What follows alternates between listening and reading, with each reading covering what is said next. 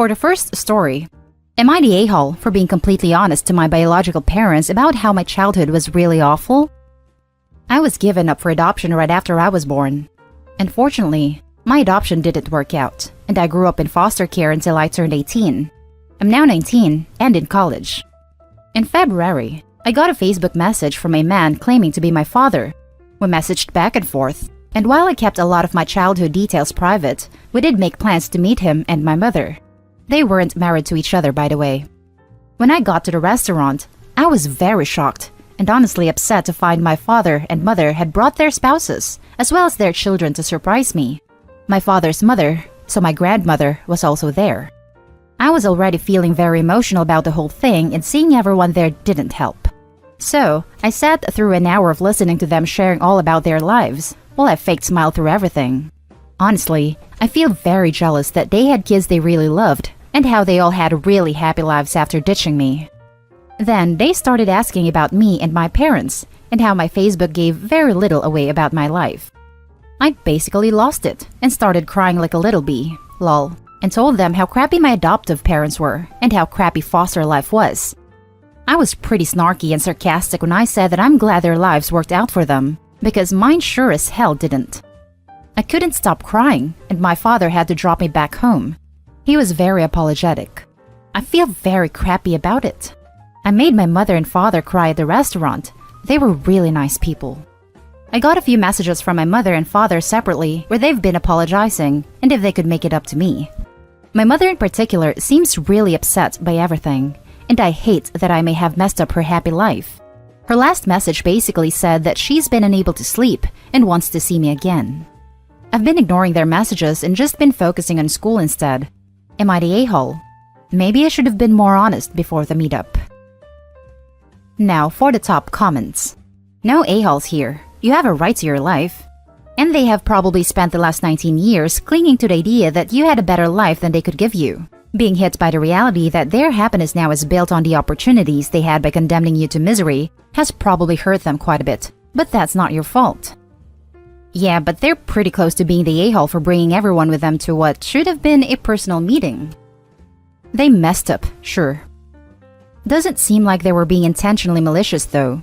Stupid and hurtful, but I wouldn't judge them a-holes for it. No a-holes here, but it was a bad call. Not the a-hole. Bringing their families with them must have felt like a kick on the teeth, because it was a glimpse of something you never had. It was too much too soon. I can completely understand why this was overwhelming. Yes, that's just cruel, even if Opie was raised in a happy household, not the a-hole. The bio parents sounded like they thought Opie had a good life with adoptive parents and wanted to link the families. To their horror, that wasn't the case. They are still a-holes though, not the a-hole. Hey, I hope you're alright. This sounds massively complex, and as if there is a lot of trauma. I don't think this is a case for this sub. Please reach out to a friend. Maybe your university campus has a psychologist you could speak to. Wishing you all the best, an internet stranger. Thanks. I've just been very busy with school, and it's kept my mind off this situation. I'll get therapy once I graduate and have health insurance. Lol. Now for the next story. Am I the a-hole for not meeting my bio family and responding to the message they sent me with a simple no thanks? I am not sure how to start a post off, but I'll try to give a bit of background information, I guess. Oh, and in any case it is important, I am 25 male, and the parents are probably in their late 40s to early 50s. Long story short, I was put up for adoption by these people, got adopted, got placed out of my adoptive parents' house when I was 9, and spent the remainder of my youth in and out of foster homes and placements. Fortunately, I never had that much of a problem. I quickly got used to it, and when I was 18, I managed to get myself into college and it all worked out for me. I got a good job now, a lovely girlfriend, a ton of friends who I consider family, and I am happy to be honest. I ended up receiving a very long message from a woman in one of my social media accounts, and it boiled down to a load of excuses as to why they gave me up, primarily centering around their age, early 20s, conservative upbringing, they weren't married, and their parents forcing them. They then started telling me about themselves and what they referred to as my siblings. They finally finished that off with stating their desire to meet me and that they wanted me to be a part of their family. Now, I don't hold much against these people.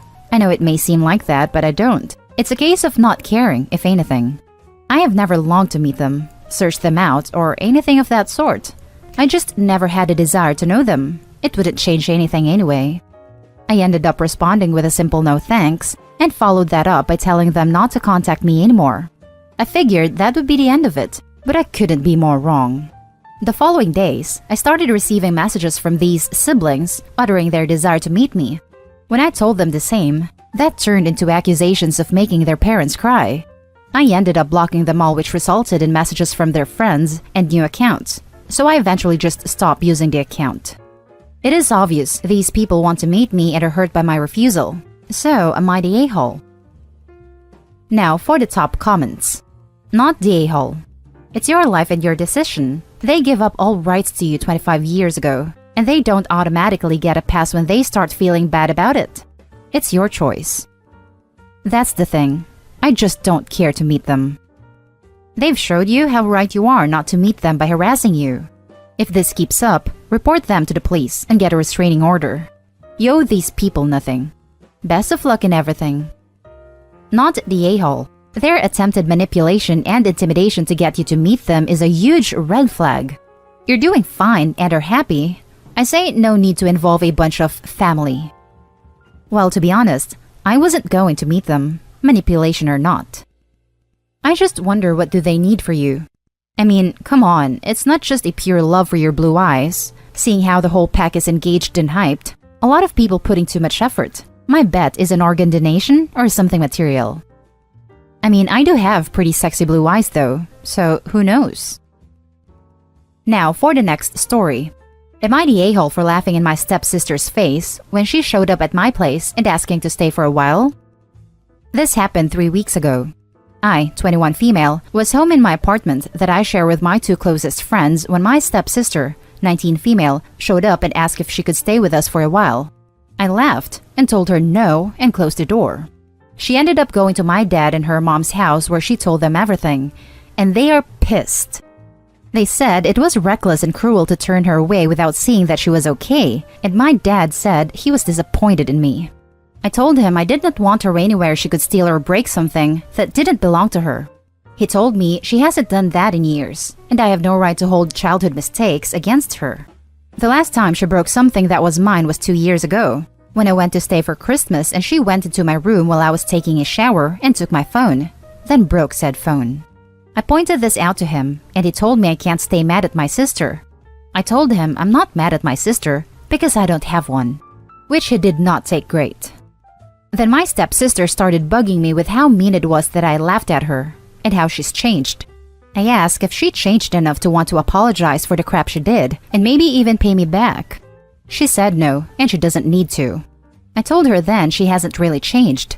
She tried to get me to believe her by her just saying it. All three are currently muted by me, so I don't have to take their crap. Am I the a-hole? Adding more details which I didn't make clear enough. She has constantly stolen and broken things that were mine. She was a child when it started, which you could dismiss.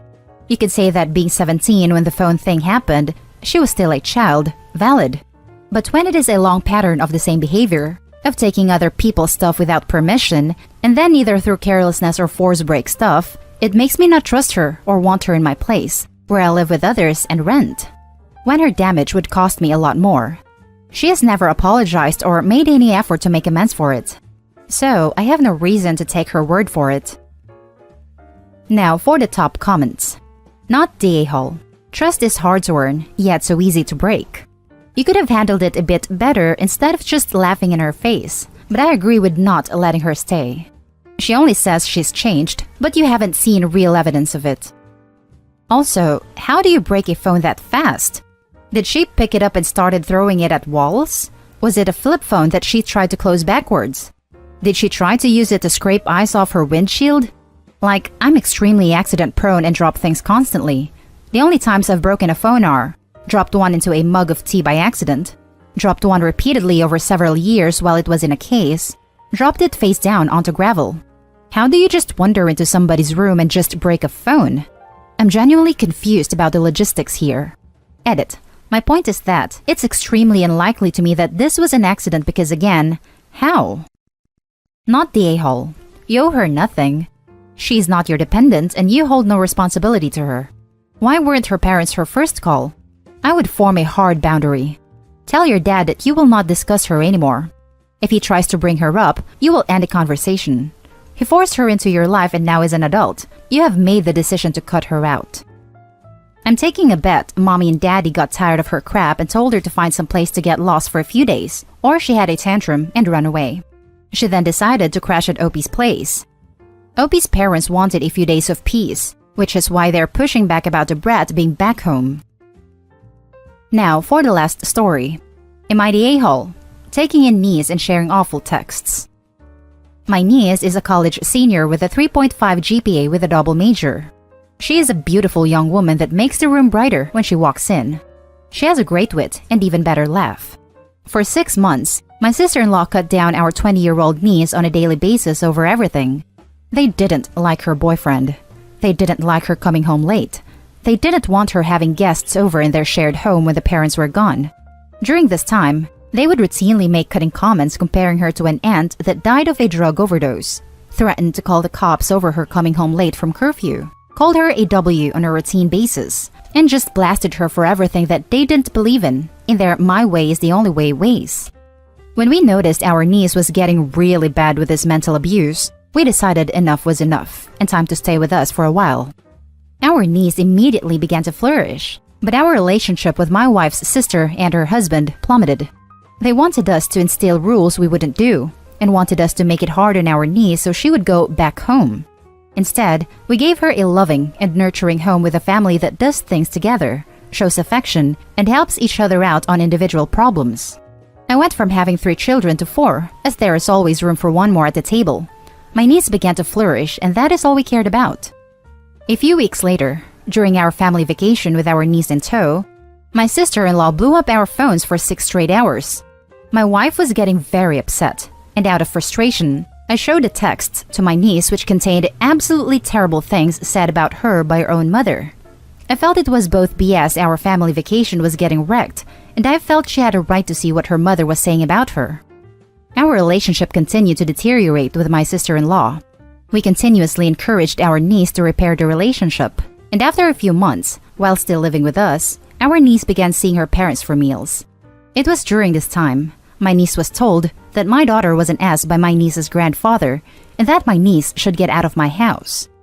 Because of this, we cut off our 17-year-old daughter from seeing them until they apologized, which they have refused to do. During this refusal, I admitted, actually proudly, about sharing the text because there is only so much a man can take, and after learning they called my daughter an ass, they needed something in return. Now they are saying I am the a-hole. What do you think?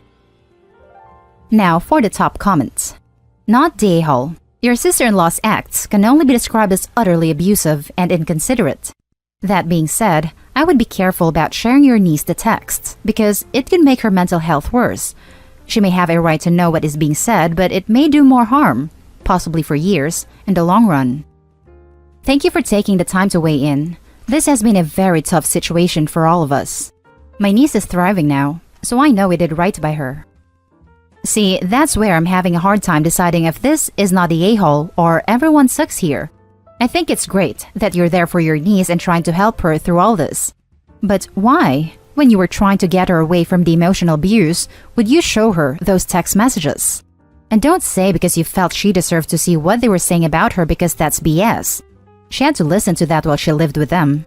I'm sure she realized that they were being a-holes. I showed the texts to my niece which contained absolutely terrible things said about her by her own mother. We continuously encouraged our niece to repair the relationship. Stop doing that. They're abusive towards her. She doesn't need to know about them. You should go no contact. Not the a-hole. Thank you. And that's the end of this video, folks. As always, leave a comment and hit like and subscribe. And if you want more of this content, turn your notification on to get updated on the latest videos. And I'll catch you in the next one. Stay safe.